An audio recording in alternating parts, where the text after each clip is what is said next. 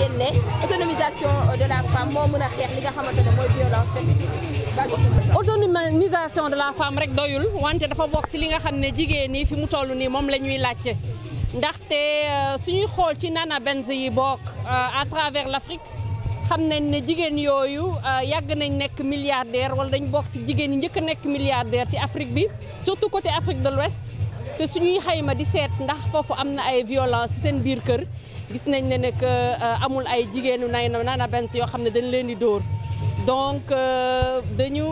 boole lëkkaloo en tout cas capacitation économique ak violence basée sur le genre waaye dinaa wax ne doyul ndaxte su dee dañuy xool rek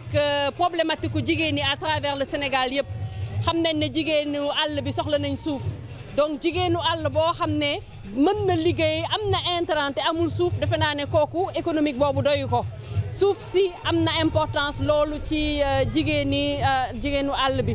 jigéen ñi nga xam ne ñoom ñooy ay laago defe naa ne faw ñu jël tamit prendre en compte seen ay préoccupations ndaxte jigéenu laago boo xam ne xëy na am na xaalis te bëgg a liggéey aussi te fi nga xam ne bëgg na fa liggéeyee yaataluñ ko defe naa ne liggéey bi tamit dafay des wala au niveau de l'administration li may tàmm di wax toujours mooy suñu dëkkoo yi ak suñu dëkkuwaay yi bit defaruñu leen ba nga xam ne waaye laago mën na ci accéder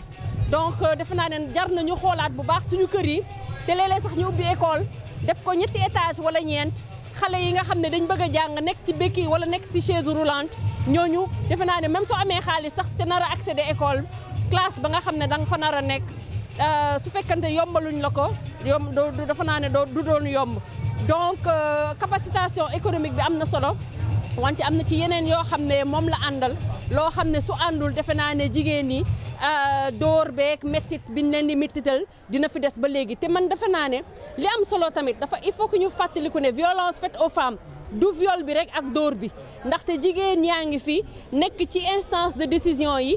ñu leen fay xatal nga fekk dem par exemple ci gouvernement boo xam ne jigéen yu bëri nekk ñu ministre te macha allah jigéen yaa ngi ci biir dëkk bi am ay compétences nga dem ci mairie yi jigéen ñi am ay compétences suñu collectivités territoriales yi jigéen ñi elles ne sont pas représentées au niveau décisionnel loolu tamit ci violence la bokk jigéen yi nga xam ne au niveau maternel de la santé maternelle nga feebar nar a faju wala nga wérul nekk jigéen bu wérul te ñu xam doom lu mu amee solo ci humanité nga dem hôpital parce que amuloo xaalis doo mën a faju te doo mën a wasin defe naa ne loolu tam ci violence yi la bokk violence yi bëri nañ ñu dem ba nga xam ne suñu mbokku jigéen yi nga xam ne ay puune lañ nga xam ne am na ay mythes yoo xam ne société bi loolu yooyu la développé par rapport ak jigéen boo xam ne puune la par exemple ñu leen di takk ndax dañu soxla seen ay karaw wala ñu leen di takk ndax dañu gëm ne ku ci takk benn defe naa ne xaalis dina dugg loolu dafa bokk ci violence yoo xam ne faw ñu dénoncer leen donc mën nañ wax ne jigéen ñi loo leen jox xaalis bi am na solo capacité leen économiquement am na solo wante itam dafa am lu mu àndal defe naa ne société sénégalaise dafa am éducation bi dafa des il faut que ñu xoolaat ko bu baax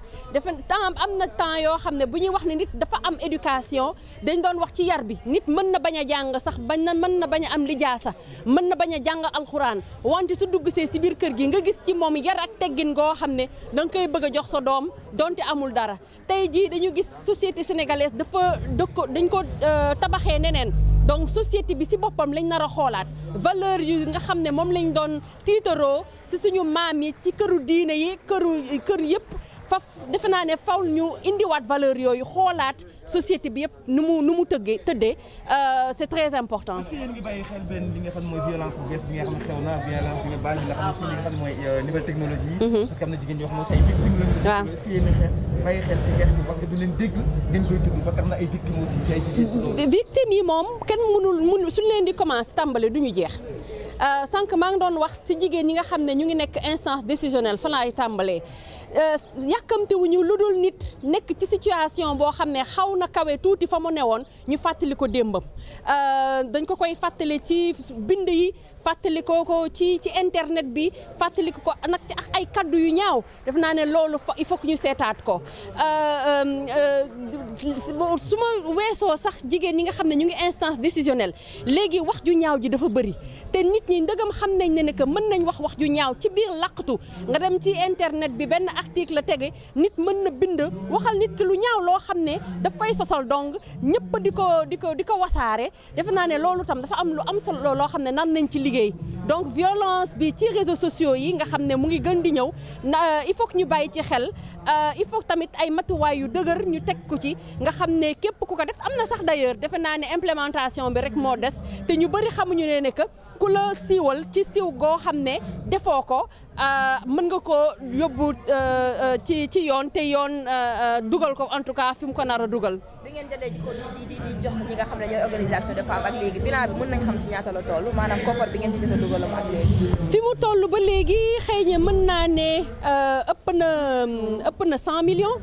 ëpp na 100 millions ndax suñu ay organisation partenaire dañu nekk ñaar fukki kuréel ak juróom ku ci nekk ci at bi di nga jot lu jëm ci fukki millions te fi mu nekk nii ñun suñu année fiscale mu ngi commencé depuis avril ñu ngi tey jii nii ñu ngi ci toll si suñu 3e trimestre ñu ngi jëm si suñu ñeenteelu trimestre donc su dee ku ci nekk am na à peu près ay 8 millions nga multiplier ko par 25 organisations te boobu ba léegi weer bu nekk ñu ngi leen di financer mën naa wax ne liñ leen di financer ëpp na 100 millions boole ci tamit si fi ñu toll nii gouvernement canadien daf ñu yokkal $400,000 canadiens muy 171 millions de francs CFA jëmale ko ci Covid bi ñu fas yéene ci jàppale jigéen ñi ci violence psychosociale bi jàppale jigéen ñi nga xam ne personnel de santé la nga xam ne ñoom ñoo nekkoon au front di jàppale maladie taxawu maladie ñoom tamit tax soxla nañ ñu accompagner leen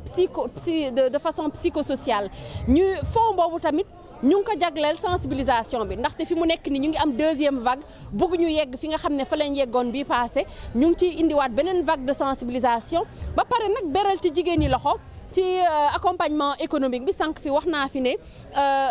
secteur informel dafa bëri jigéen yaa ngi ci njaay mi jigéen yaa ngi ci béy bi il faut que tamit ñu accompagner leen économiquement ak humanitaire bi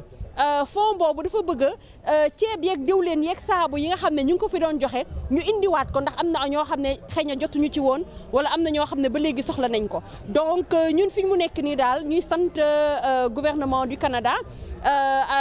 di remercier tamit ceci le centre d'études et de coopération internationale ndax moom lañ fi toogal di liggéey ak suñu projet bi voix et leadership des femmes